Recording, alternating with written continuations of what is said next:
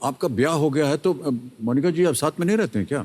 Sir actually में हम लोग की जॉब जो है ट्रांसफरेबल जॉब है, और वाइफ जो है मतलब वो कानपुर में लखनऊ में है और मैं जो हूँ मुंबई में, और ट्रांसफ़र के लिए एफर्ट चल रहे हैं और पेरेंट्स जो है वो कानपुर में है।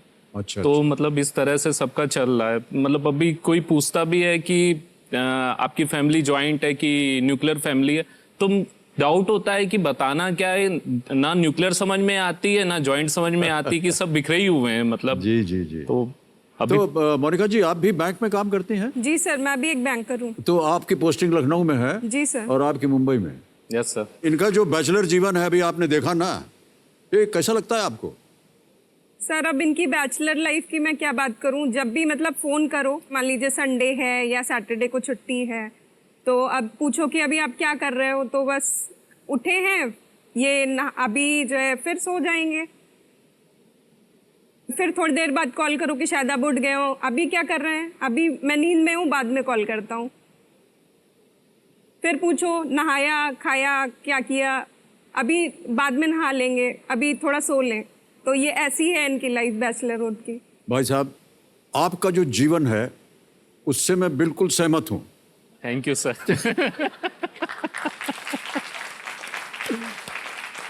कोई भी ऐसा परिवार है उसमें पत्नी जी जो है हमेशा फोन करेंगे, क्या कर रहे हो, खाना खाया, नहाया, नहीं किया।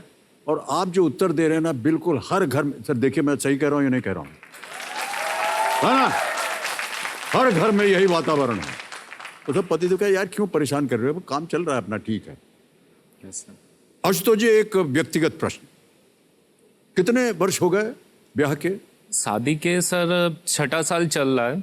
अच्छा। 2016 में हुई थी। अच्छा और तब से ट्रांसफ़र मतलब मेरा, मैं वहीं मुंबई में ही हूँ और वाइफ लखनऊ में है। जी जी। फिर ये होता है कि जैसे 2 साल हो गए थे जॉब को, तो ये होगा या ट्रांसफ़र होगा, तो मैं बोला कि तुम वेट करो मैं आता हूँ।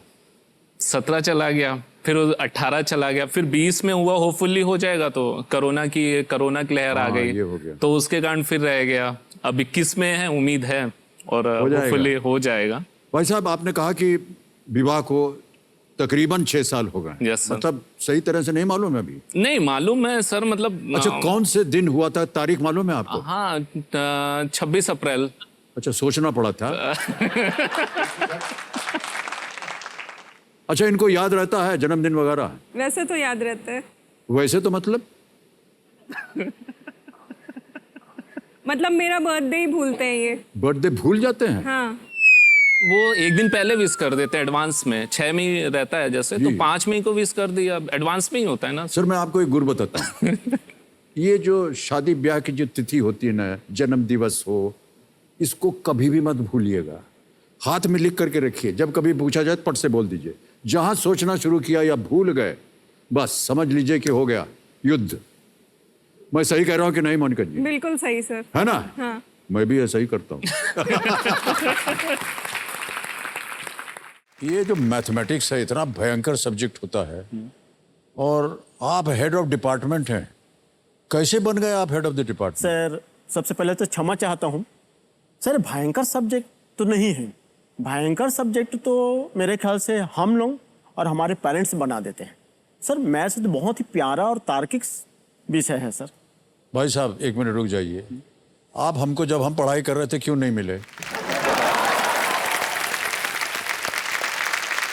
तो आप इत्मीनान से समझाते हाँ कि बहुत प्यारा सब्जेक्ट है, हमको तो किसी ने नहीं कहा कि बहुत प्यारा सब्जेक्ट। नहीं सर, मैं समझाता हूँ सर। मैथ्स ऐसा विषय है, वन टाइम इन्वेस्टमेंट है सर।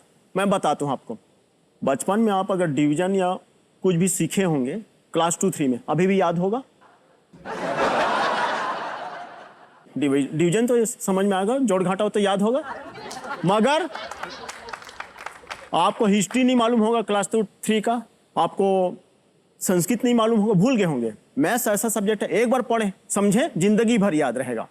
तो एक्चुअल में क्या है, खासकर हमारी समाज, हमारी पेरेंट्स, हमारे टीचर उसको कठिन बना देते हैं कि बच्चा छोटा होता है, स्कूल से आता है, किसी सब्जेक्ट बारे में नहीं पूछेंगे, ना हिंदी इंग्लिश के बारे में पूछेंगे, ना एसएसटी के बारे में पूछेंगे, मैथ्स किया क्या, क्या मिला होमवर्क कर बैठ के।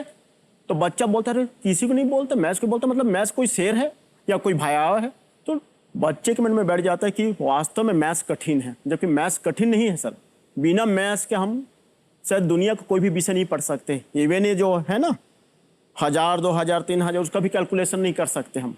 अब समझ में आया कि आपके माता पिता ने आपका नाम गुरुदेव क्यों रखा है। हाँ, इतनी देर से हम सोच रहे हैं ओके, करेले के साथ कड़वा स्वाद जो है वो जुड़ा हुआ है, बहुत खिलाती है सर। लेकिन पर स्वाद चाहे कड़वा क्यों ना हो, स्वास्थ्य के लिए ऐसा मानते हैं बहुत अच्छा होता है। हाइजेनिक होता है। और यही एक पदार्थ है सर जिससे हमको बहुत सख्त नफरत है ना। अच्छा, देवी जी को भी ऐसा ही है ना, वही खिलाती है वो मेरे। जानबूझ के लाती है। सर दो शब्द हैं, एक है ये क्या कहते हैं करेला, और दूसरा क्या है बताइए। नीम। नहीं सर, कद्दू। और और सब कहते हैं सर खाने के लिए बहुत अच्छा है, स्वास्थ्य के लिए अच्छा है। हमको तो नाम से उसकी ईर्ष्या है। कद्दू कोई खाता है सब्जी क्या, मार्केट बताइए? जाते हैं ना, तो जहाँ कद्दू रहती है उसको पकड़ के इधर चल, इधर भीड़ है का, कि इधर ले जाता हूँ, इधर ले जाएंगे। ले जाता हूँ। बहुत अच्छा किया आपने, बता दिया।